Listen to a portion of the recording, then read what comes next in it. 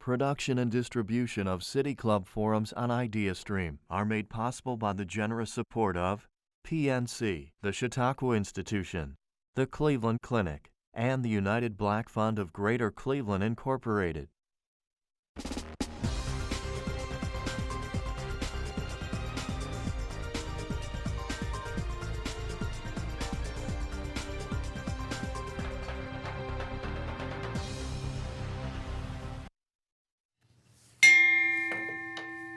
Hello and welcome to a special online City Club forum on the coronavirus. It's the 12th of March, 2020. I'm Dan Moulthrop. I'm the chief executive here. I'm also a member. COVID-19, which stands for Coronavirus Disease of 2019, can now be described as a pandemic. Earlier today, the Director General of the World Health Organization said at a briefing, quote, almost 125,000 cases have now been reported to WHO from 118 countries and territories. In the past 2 weeks, the number of cases reported outside China has increased almost 13-fold, and the number of affected countries has almost tripled. So of those confirmed cases, there are at least 4 in Ohio, 3 of which are here in Cuyahoga County. We're all feeling the impact. The Cleveland International Film Festival and the St. Patrick's Day Parade canceled yesterday. NBA games are suspended. And here at the City Club, we've postponed all forums in March and are moving to this online format to keep the conversation going and to keep you connected. So we've invited local public health officials and infectious disease and healthcare experts to join us today to provide useful, factual information about the coronavirus. We're also going to discuss the disease it causes, the impact it's having and may have in the future, and what we can all do to contain it and mitigate its impact in Cuyahoga County and beyond. And we'll be taking your questions. Before I introduce our guests, I want to thank our sponsors. The Western Reserve Area Agency on Aging coordinates federal and state aging programs across the 5-county region. And the Sisters of Charity Foundation of Cleveland works to improve the lives of those most in need with special attention to families, women, and children living in poverty. Providing factual, useful information on this threat to the people these two organizations serve, many of whom are especially vulnerable to this coronavirus, is a priority for them as it is for us. We thank the Western Reserve Area Agency on Aging and the Sisters of Charity Foundation. And I'm especially grateful to share with you today, we've received our first Continue the Conversation contribution, a special donation to help us continue to convene our community for virtual conversations during this challenging time. Today's Continue the Conversation contribution comes from Mark Ross. He's managing partner at PwC here in Cleveland, and he's also on our board of directors. And he chose to make this additional gift for 2 reasons. From a personal perspective, Mark is hoping to inspire other City Club members and friends to step up and make a contribution, a similar contribution to support our mission. And from a business perspective, PwC is a global professional services firm who's not only managing their own internal preparedness for this crisis, but helping clients to do the same. He believes that without question, our conversation today is the most important one that can be happening right now, as enhancing knowledge and understanding about the coronavirus is how we will keep each other safe and informed. We thank Mark Ross and PwC for helping to make today's important discussion possible. So here's who we have with us. Next to me is Terry Allen. He's Commissioner of the Cuyahoga County Board of Health.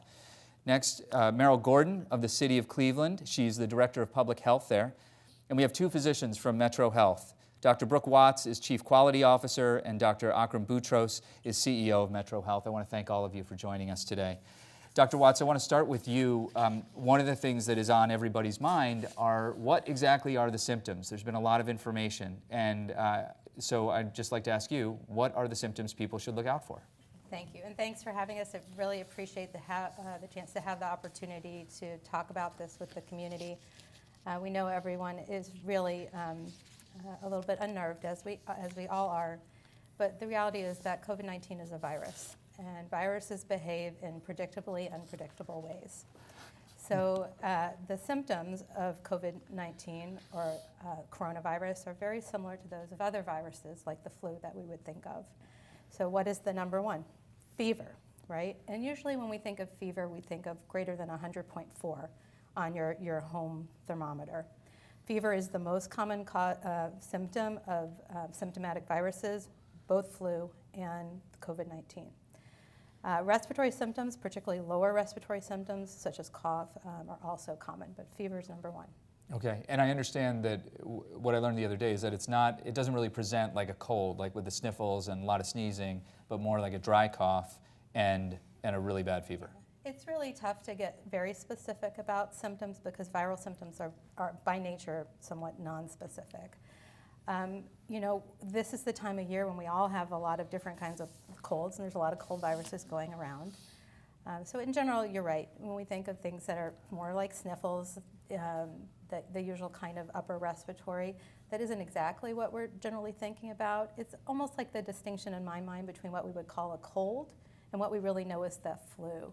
You know, that terrible fever with the myalgias that really makes you be able to have to stay home and get settled.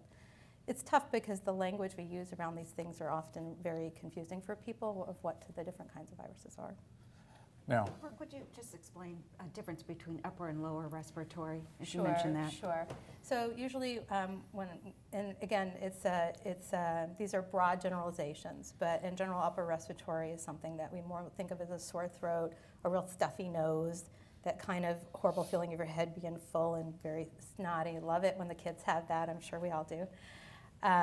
But the lower respiratory, and this seems to be a little bit related to how the virus is causing the illness for folks, is more about that deep coughing and that sort of coughing up of sputum and congestion that we think of maybe in common terms as more being like pneumonia.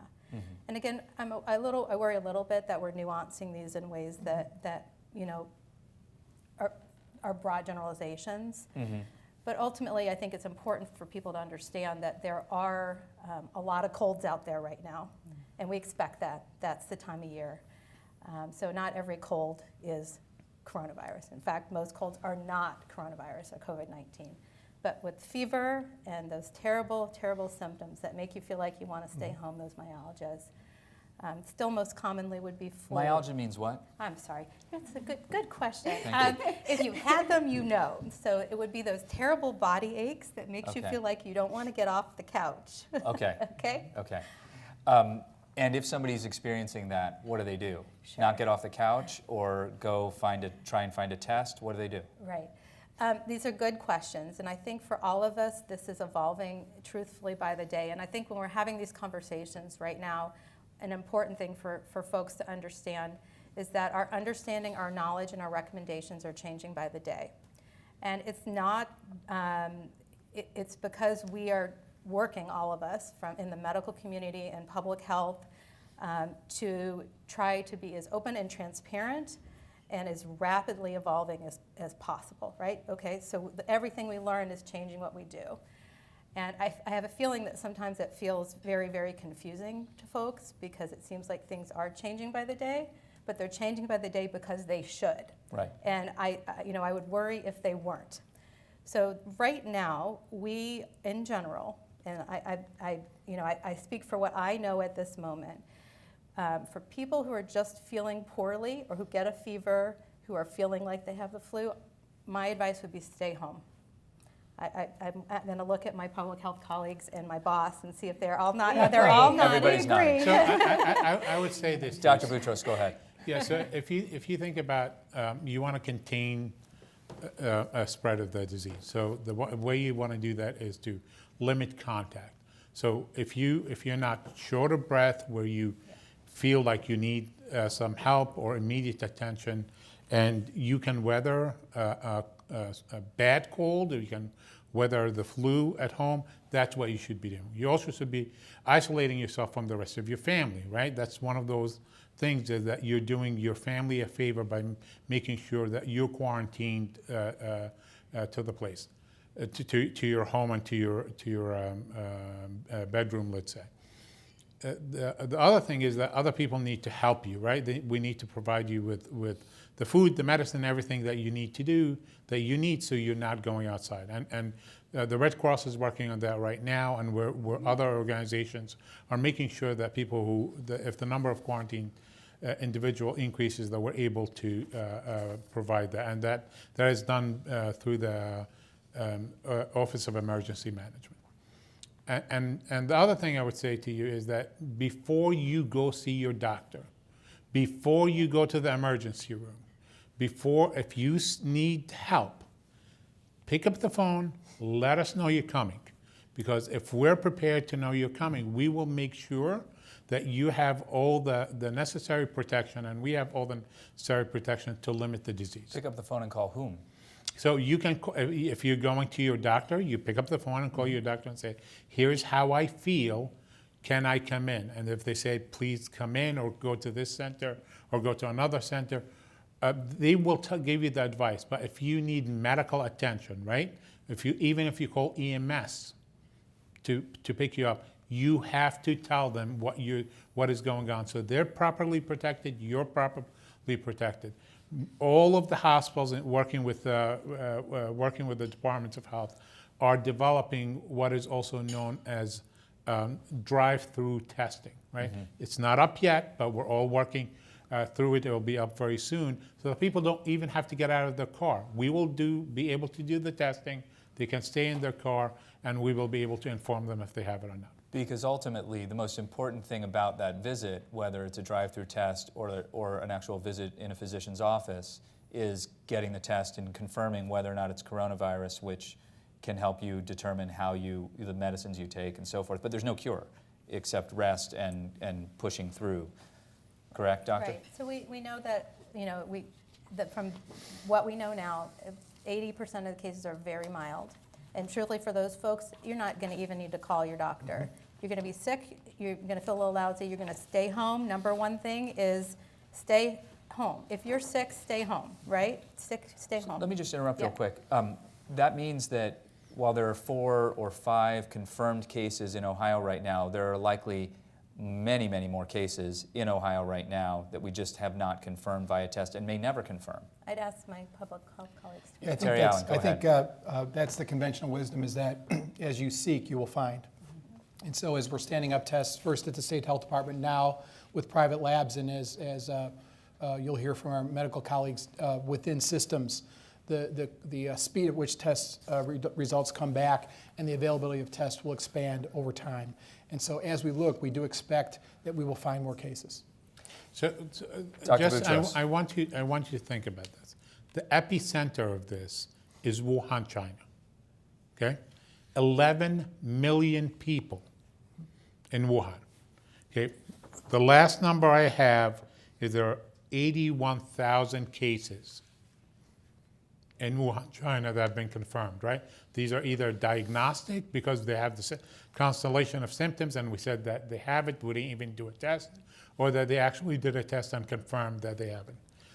That number to me seems incredibly small for such an infectious disease. So that means, I'm supposing, is that our people who have really mild symptoms almost have no symptoms at all.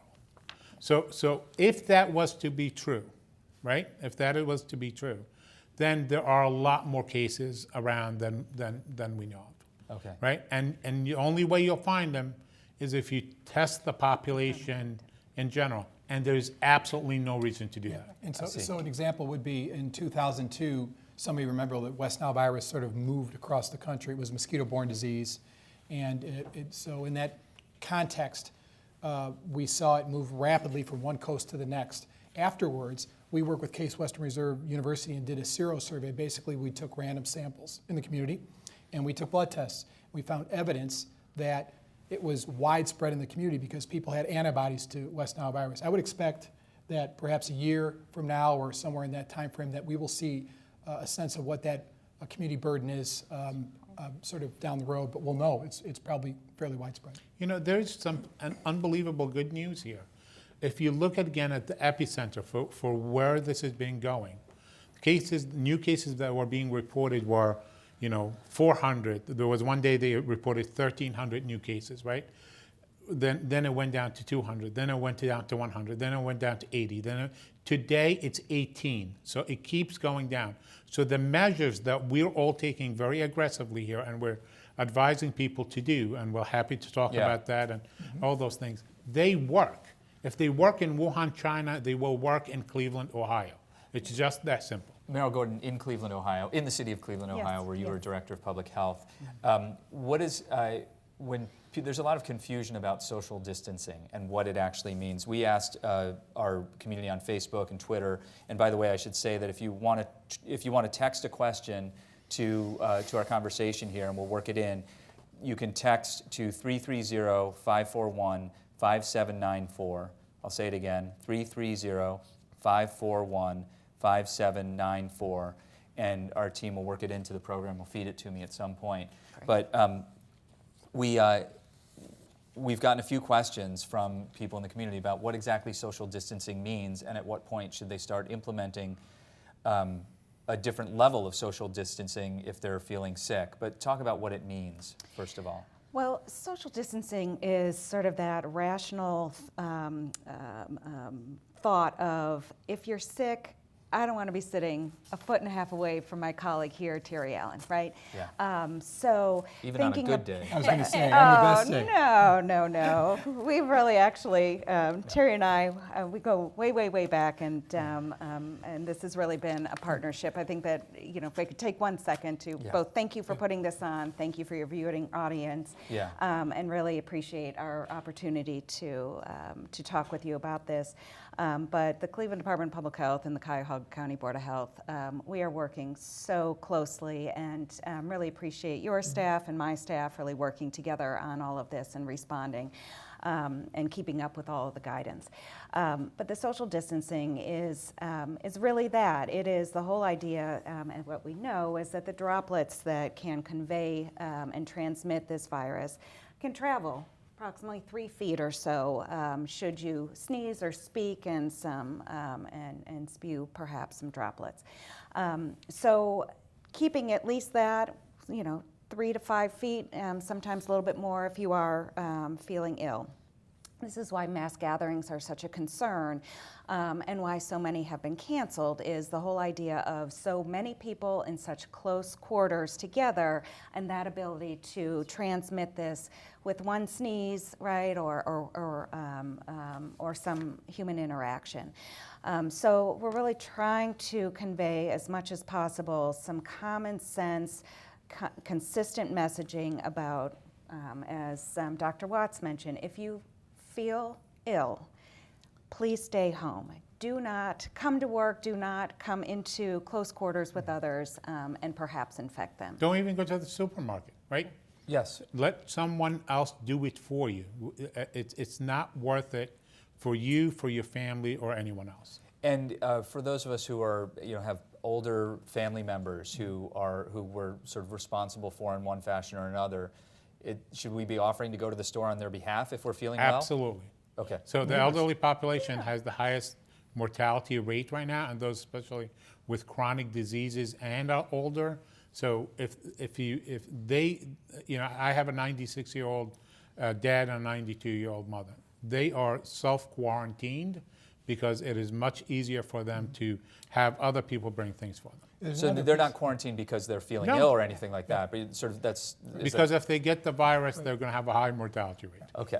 Out of abundance of caution is our standard language. I think what's been instructive for us is what's happening on the West Coast. Mm-hmm. So if we look at this concentration of cases in the Seattle area, in California, we're seeing a concentration in New York as well, that we're watching the steps that they're taking. And so we're seeing the long-term care facility affected in Seattle. So as Akram and Brooke mentioned, we want to make sure that we're assuring that those most vulnerable folks are taking extra steps to make sure that they're safe.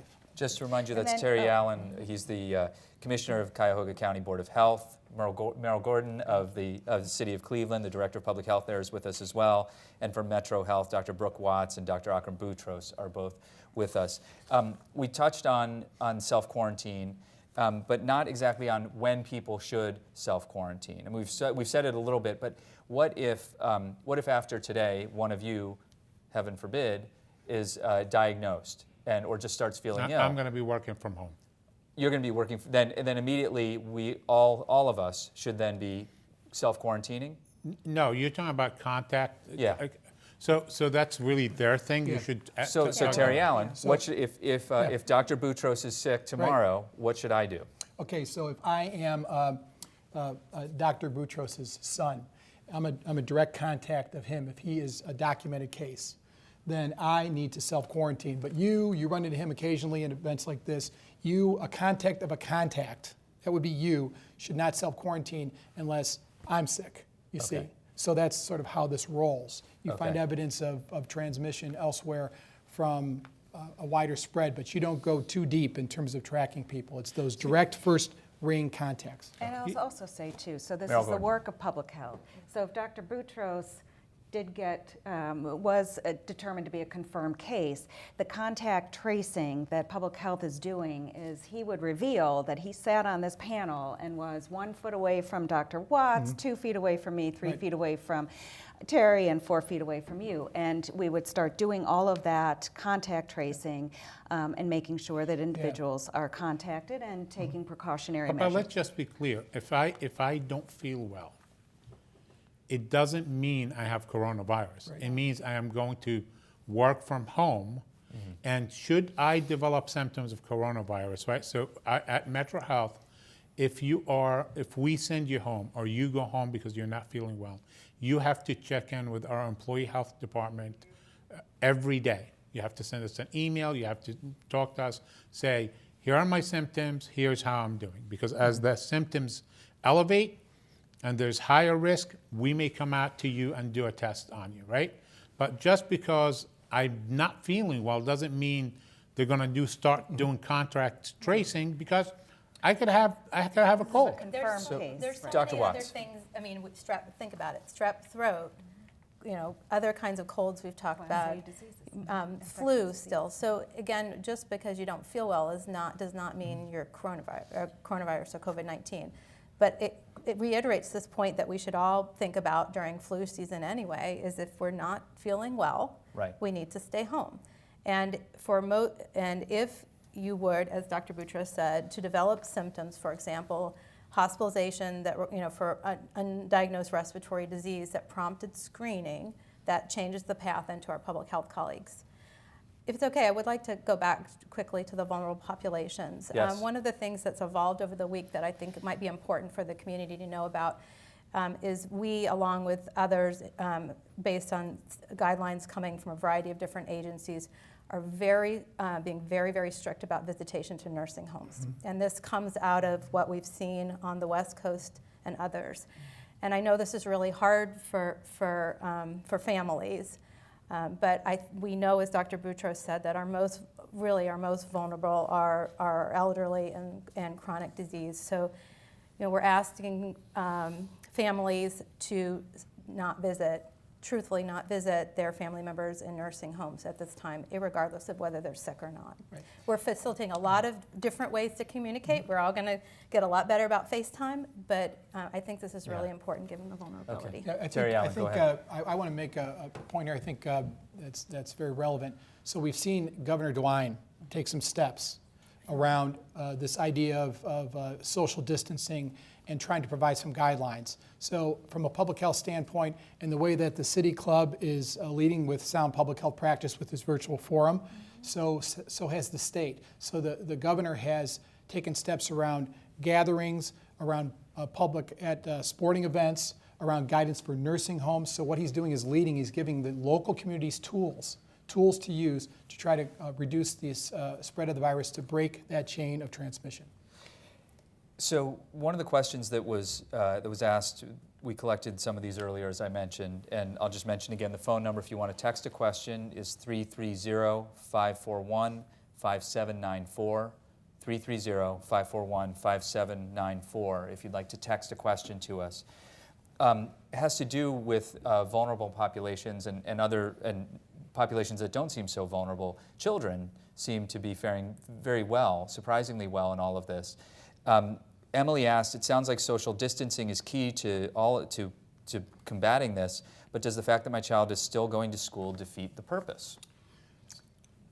So what's interesting is Seattle is helping us here.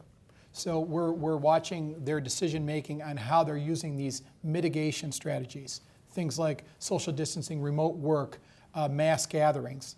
And so what we learned about schools, and the Governor Dewine said this last night, that they're not prepared to close elementary schools, secondary schools. But what we know is that if kids stay home from school, then their parents are home, and sometimes, or caregivers, sometimes their grandparents, they may be more vulnerable, and you could be exposing them. You could be keeping people home who then could potentially lose their job because they don't have sick time. You could be keeping healthcare workers at home. So the point is that we look at school closures, and again, there's a whole section of guidance from the CDC based on the H1N1 2009-2010 pandemic that talks about a tiered approach to school closure. It's disruptive, but it's based on science.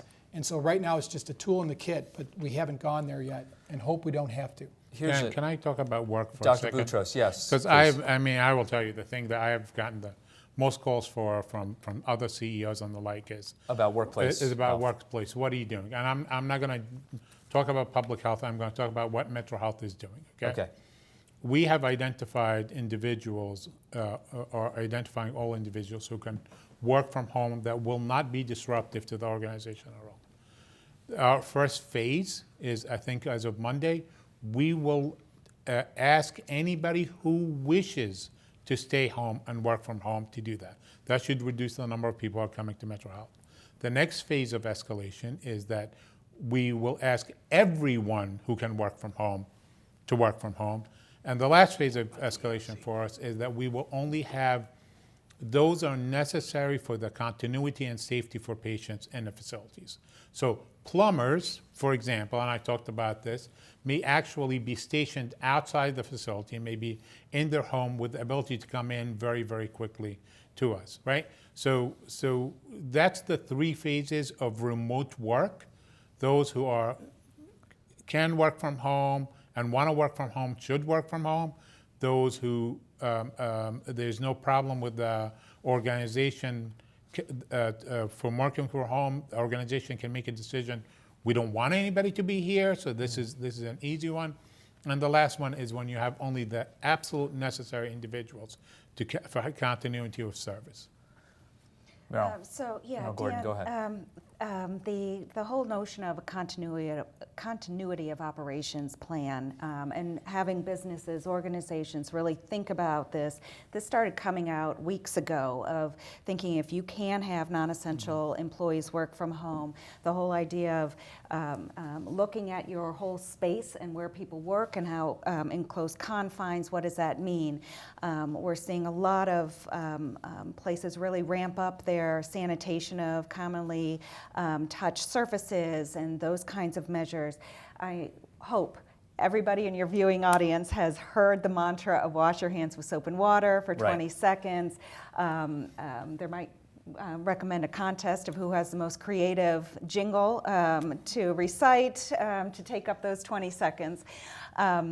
But those kinds of messages have been relayed and continuously relayed to businesses, organizations, schools, et cetera, because as these steps continue to happen and the guidance continues to be provided, decisions need to be made. And there are implications to every single decision. As Terry mentioned, if we close a recreation center, that's a huge thing. There's a lot of implications to that. Can we perhaps instead make sure that some of the sporting events or what have you that take place in those recreation centers that are contact sports, maybe those aren't taking place, but there are other things that can actually happen there. So it's a lot of thinking through how we can actually have these services and continue to, operate as a civil society through all of this, but being as precautious through such a precautionary lens. Meryl Gordon, the rec centers that you mentioned are part of the public infrastructure. We've been thinking a lot about public infrastructure through our One Community Reads program, where we read Palaces for the People, which focused on all of public infrastructure, but particularly libraries. Mm-hmm. Libraries across Cuyahoga County, and I think many others across the state, are canceling programs but remaining open. And they're really important for vulnerable populations, homeless populations who use libraries as a place to be. Mm-hmm. What are we doing in the city of Cleveland for homeless populations? This was a question from Audrey. Certainly. That is, we've been working very closely with the Office of Homeless Services and the agencies that support a number of the shelters that are in place in Cleveland. This started quite a while ago in terms of, again, how sanitation measures need to happen, thinking about the close proximity of individuals. Do we need to perhaps look at alternative sites so that there can be more space in between individuals as they sleep? There's a variety of things that are being thought through, and again, the guidance and looking at other communities, how they're doing it. So thinking is happening on every single level of how to implement some of these precautionary measures. Okay. I just am imagining the difficulty of contacting and finding homeless individuals who, who may be presenting symptoms, but, and you certainly don't want them at a large-scale shelter or anything like that. So we provide Dr. Boutros. we provide health care for our homeless population. So we send residents to see them. They have a relationship with them. They'll continue to do that and assessing them if they are at risk or not. One of the things that also happens is some of the homeless folks are already practicing social distancing. They do not like to interact with people significantly, right? So there are things that are pro and there are things that are con, right? Right. And I think where the population is fairly small, we'll all work together to make sure that they are addressed, their health concerns are addressed. Dr. Akram Boutros of Metro Health. Our text number for questions is 330-541-5794. That's 330-541-5794. Another question from our audience. Apparently we weren't very clear about self-quarantining and things, so there's a couple of questions here. What specifically is considered close contact with a symptomatic person that should require self-quarantining? And I'm hearing from the panelists that we should stay home whenever we present symptoms such as fever and myalgia. It's getting out there. They're listening, right? They know Correct. what That the was listener. an term. The listener I wanna be clear understands about what myalgia is. But let me just finish the question here. If we aren't getting tested, at what point do we sound the alarm to colleagues, friends, and family, and those that we've had recent contact with, to be alert of the potential for the coronavirus? I'm going straight to Dr. Watts. Well, I'm going to give you my best answer, but it's going to be an interesting one to see if we all agree on the panel. I really hope you do. So I just want to go back to this point. If you have fever and myalgias, irregardless of whether the coronavirus is going on or not, you should not be going out in public. I hope we can, if we all take, a lesson learned from this experience, it would be, this is what we do to prevent the spread of the flu, and this is what. No more soldiering on. Yes. No, it isn't soldiering on. It's irresponsible behavior. Irresponsible behavior, putting your community at risk. And to make the point, here in Cuyahoga County, how many hospitalizations have we had from the flu this year, Terry? We've had 1,500. That was as a week ago, and 3,500 folks seeking care at emergency departments, and 18 fatalities this flu season. In our county. In our county. In our county. Thank you for that context. So context, right? And this is the reason that we talk. So when we say no, don't go out in public with fever and myalgias, this is baseline, important for our community, and when we don't do it, we see 1,500 hospitalizations and deaths. At what point do we sound the alarm? Right. So for what we know now, for mild cases, there's no treatment, right? The treatment is you take care of yourself and your family with the ways that you make you feel good, whether that's if you're a tea kind of family or whatever kinds of medications over the counter that are special and comforting for you and your family.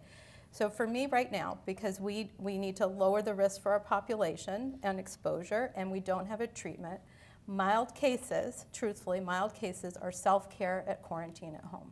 That's what feels right to me, and I'm going to look to Dr. Boutros and my colleagues to see if they agree. Terry Allen, you agree?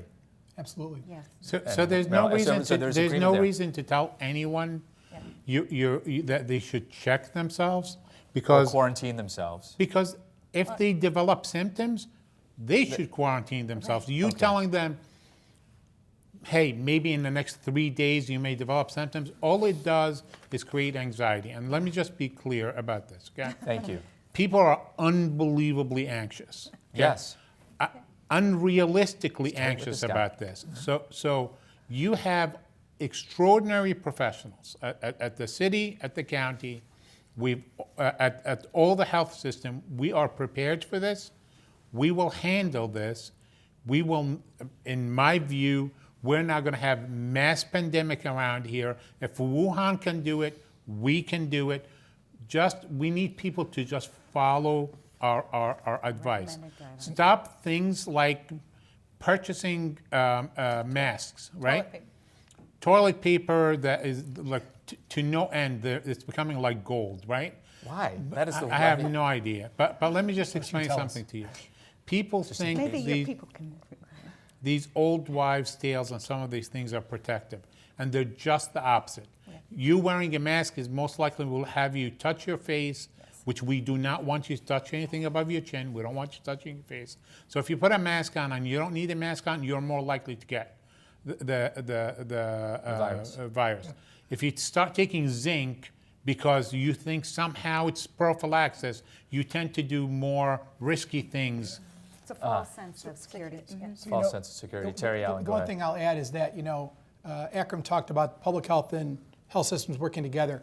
I think what we learned from 2009 H1N1 and from Ebola is that working together works. So what that means in practice is that there is an emergency operations center, city and county, together with clinical partners, with safety forces that are connecting to a wide range of sectors in the community, to schools, to businesses, to daycares, to nursing homes, to push out the latest information. One voice, one message from a central place, and that is the way to assure that people have the best information, and also to try to address the anxiety, because we know that knowledge is power. Terry Allen is Commissioner of Public Health for Cuyahoga County. Merrill Gordon, Director of Public Health for the City of Cleveland. Our health departments, is a question that came in via text, are health departments following students who returned from early March from study abroad or from Italy and other countries? What is known about traveling students? And can you also provide some context to the college, higher education suspension of in-person classes and what that means for students who may already be here, and then what are they supposed to do? Certainly. Yeah. But we'll also, as we do this, we'll kind of keep doing these little PSAs of Yes, wash please. your hands and prevention. And also, Sure. as we were talking about influenza, you can still get your flu shot. And we encourage you to do that if you haven't done it yet this season. When this all sort of kicked off and came on our radar, and China was starting to see these massive escalations of cases, colleges and universities were the first place we started. It was also Lunar New Year, so people were returning from winter break and visiting home from China. Those were the first cases that we were all made aware of in terms of doing the contact tracing and having them self-quarantine and take their temperatures twice a day and reporting into health departments. This has been kind of an ongoing thing. We realize that the close confines and the kinds of interactions that take place on colleges and university campuses and that kind of behavior has led to that guidance of not having them return from spring break and having them essentially shut down their campuses. Again, each having implications for individuals and these students, but trying to work through all of that.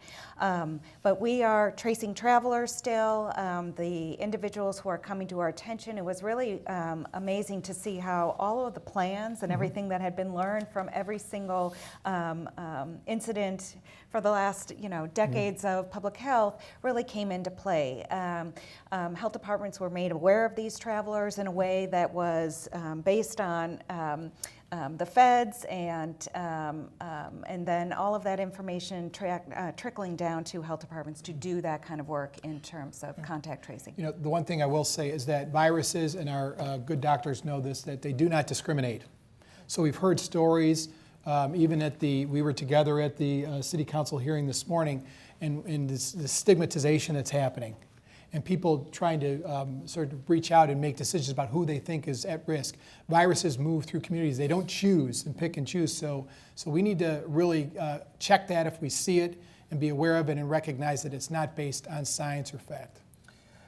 Viruses they wind up attacking people who don't wash their hands, though. I think that's... Well, so here's the thing. I tell people is imagine that you have coronavirus on your hands, okay? Okay. If you wash them, you will actually wash them off. So we don't say wash your hand just because, we like you to be clean. You actually will shed for coronavirus if you have it on your hand. If somebody sneezed and it got on you, you're going to do that.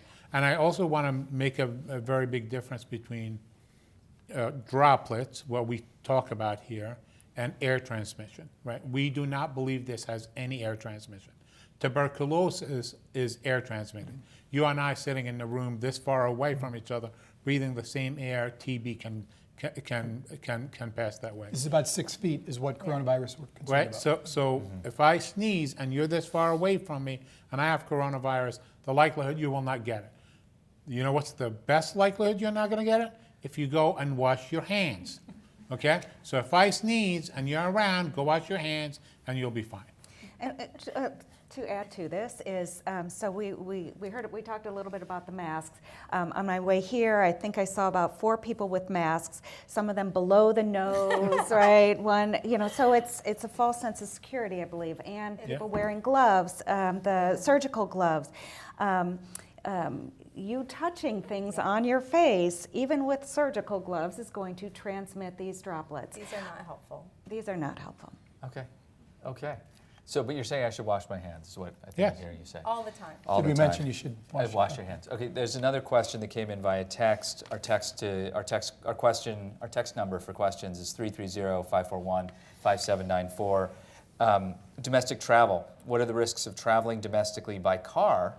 Are the precautions different than what has already been said? Should all travel be suspended? All domestic travel be suspended?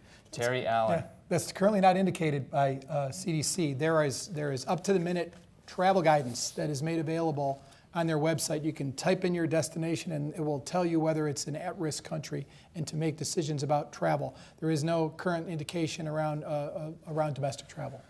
I would suggest, though, there's probably some common sense at play, though. I mean, I wouldn't drive to Westchester County, New York right now. And certainly, I've You got might not be able to get in. right. That's Right. probably true too. But I've got my parents are getting up there. They're healthy, but they've got some chronic challenges.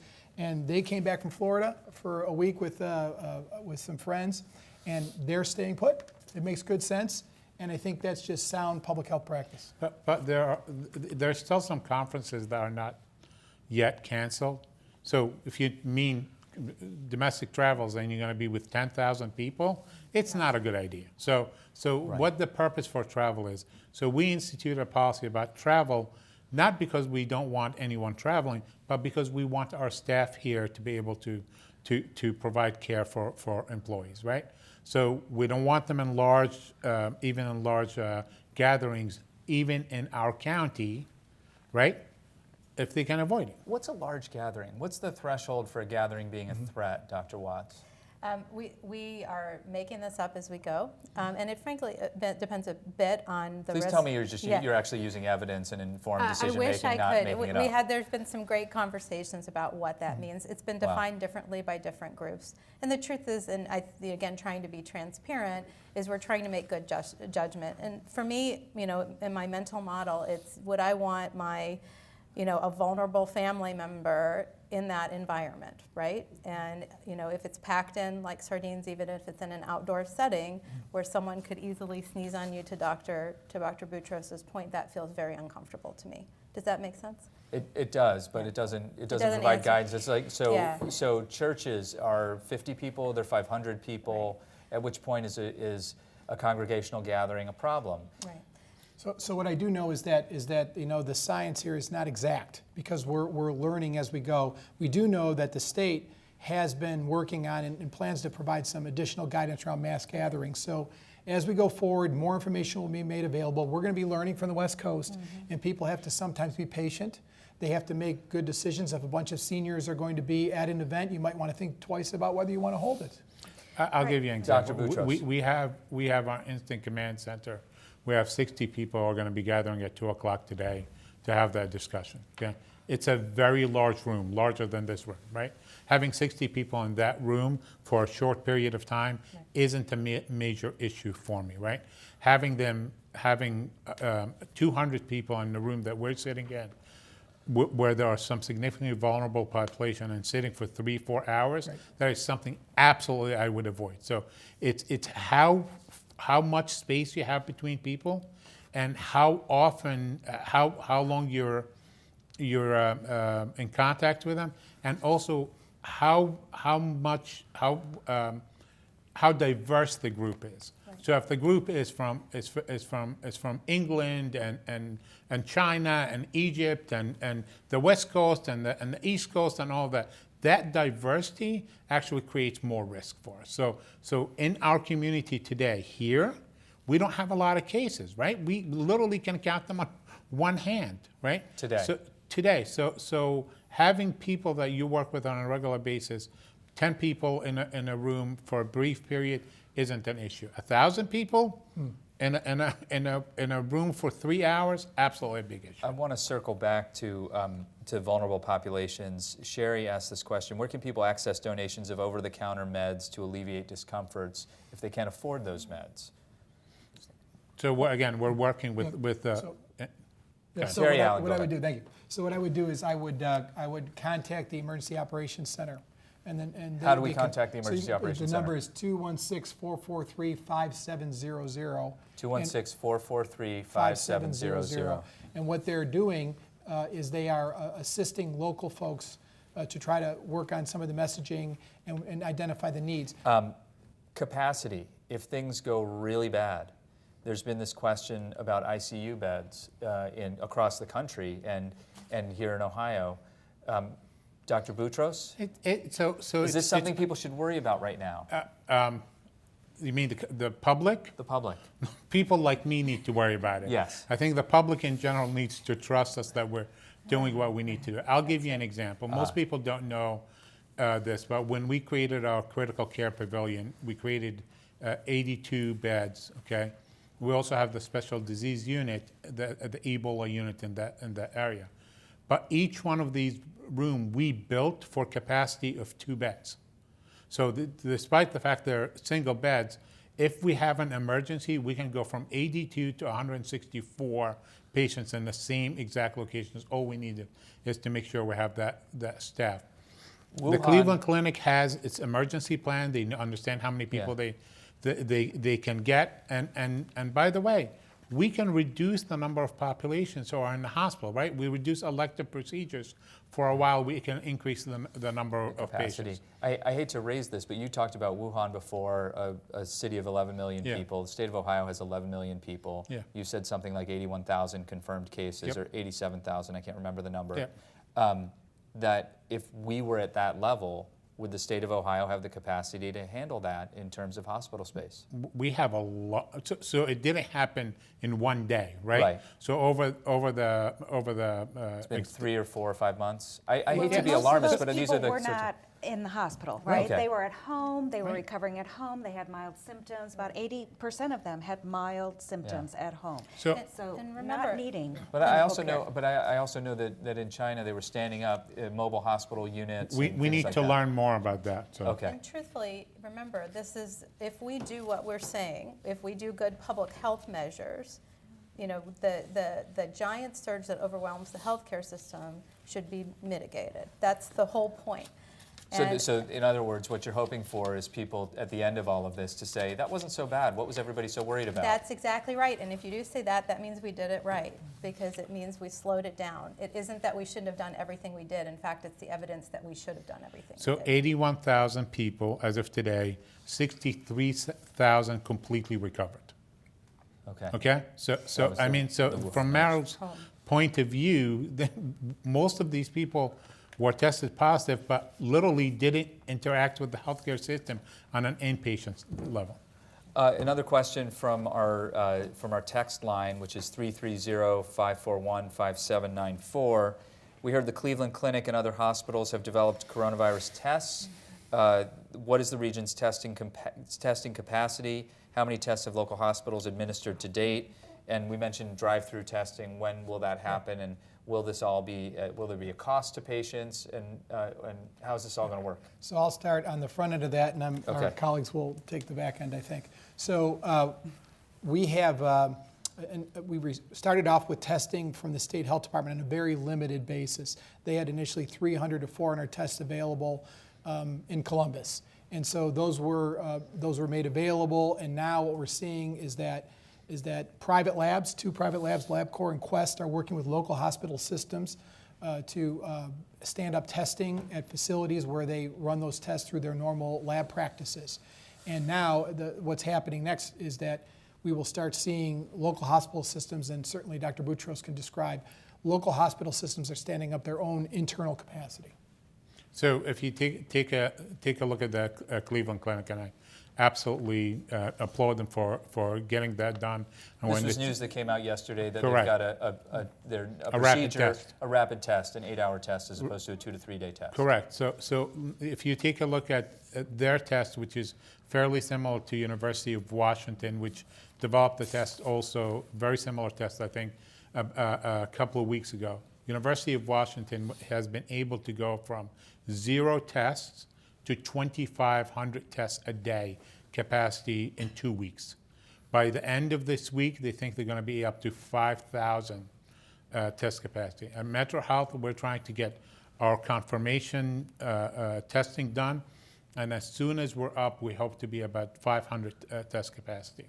And that's going to continue to escalate over time as all the hospitals get their testing up. So I don't think that's going to be it may be a limiting problem right now, but thankfully we don't have that many cases. So we are preparing so that if there's a surge, we will all be ready. So there's not right now a need outstripping the capacity on testing. Well, I think what we don't know is the sort of the denominator. What are the potentially the folks out there that are exposed that may be positive? And as we test, as we seek, we will find we'll have a better sense of what sort of the burden is in the community right now. And I think that's being known better the more that we test. It's too early to tell, frankly. So to talk about the people under investigation, right? Mm-hmm. Right. We can get their test done. If somebody's under investigation and we're concerned enough about it, we can get testing done. We're not saying, oh, you're under investigation and we can't do your test for another 3 days. Right. We We can want get people who are the sickest, who meet CDC guidelines for at risk. We want them to be tested first and quickly. And then we have a subset of folks, again, that meet CDC guidance because they are at risk based on their travel, based on exposure to somebody who has coronavirus. Those folks are being tested at the private labs, and then that testing capacity will be expanded as institutions stand up their own internal tests. So we're going to see growth in testing capacity in the coming weeks. And the projected timeline, nobody's going to hold you to it, but the projected timeline for standing up the drive-through testing and things like that? I'm not sure about the drive-through, but I can tell you is that Metro Health hopes that within the next 2 to 3 weeks we'll have the capacity to be able to do 500 a day. Okay. Look, you're going to have a lot of Very questions. controlled method. Right. We're not. What we're not doing is not. I'm not walking down the street with a swab and just swabbing people. People to check this. Yeah. People are going to have a lot of questions, and I can tell you is that the healthcare organizations around here, all of us are thinking about how we're going to respond to them. And I can tell you is that when I go back at my 2 o'clock meeting, they're going to be reporting on how we can be able to offer these virtual consults to patients who are worried, free of charge. We will not charge them for any of those things. A virtual consult is FaceTiming your doctor. FaceTiming on the phone, you talk to somebody for a while so that you can figure out what's going on. So I know Metro Health is not the only organization that's thinking about this.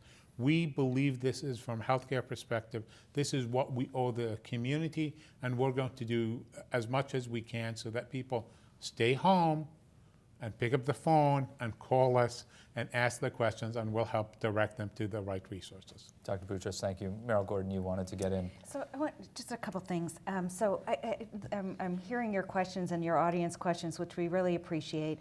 The guidance is coming and is evolving, and so we really do ask people to look at those resources. They're there for a reason. They're designed for different constituencies, and it's really, really quite helpful. So if you do that, but then you check these rogue websites, and then you say something, I heard something else, it's just confusing the masses. And I wanted to just say one thing about mass panic. We understand and appreciate how concerned the community is. You know, it's the top of the news, it's the bottom of the news, it's the middle of the news, it's here, right? So we are doing this to make sure that people know and understand what they can do to help themselves, their loved ones, and the rest of their community. That's why these actions are actually implemented.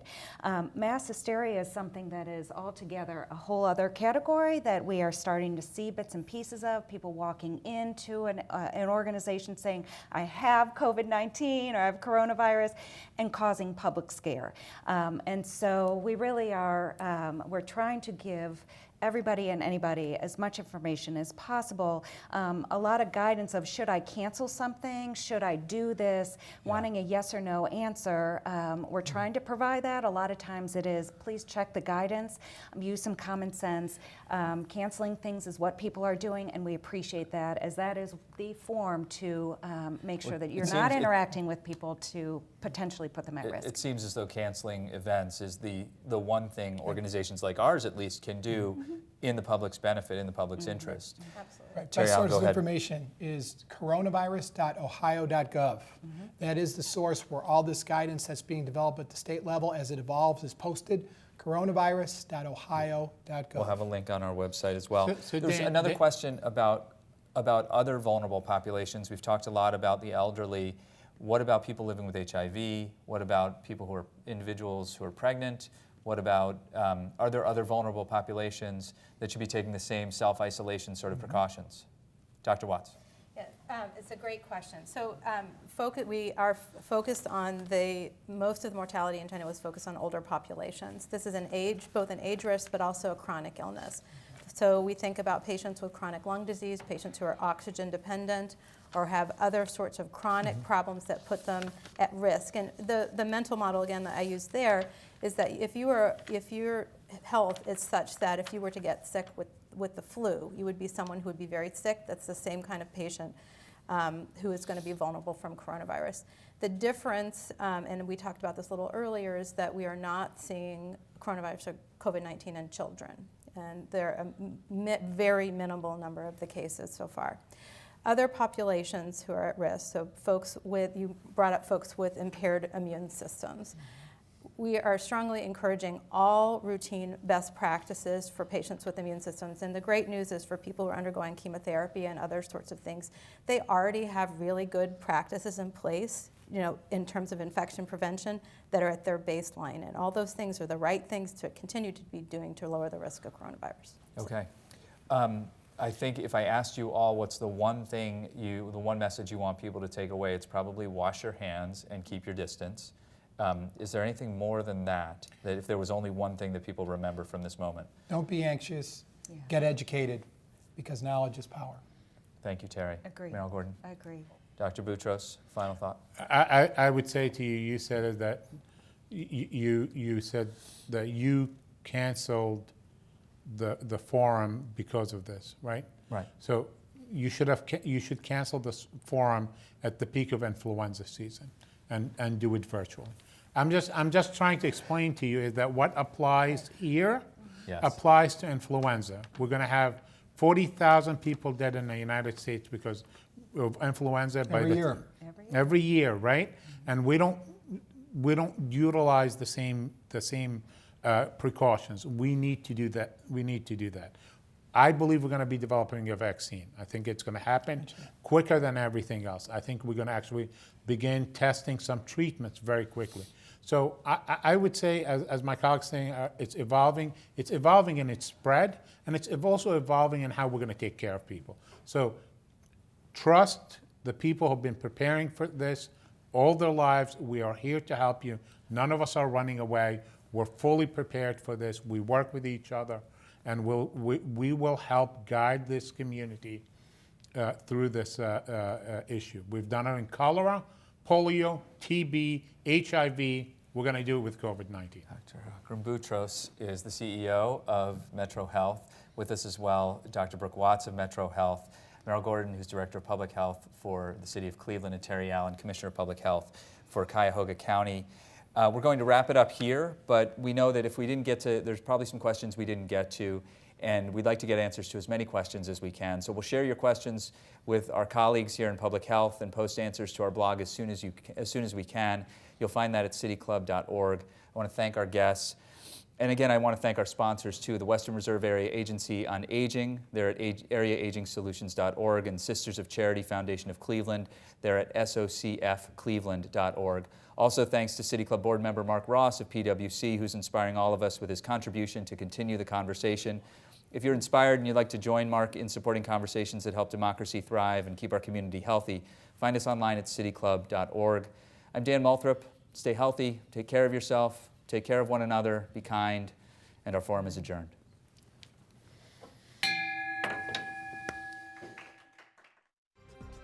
For information on upcoming speakers or for podcasts of the City Club, go to cityclub.org.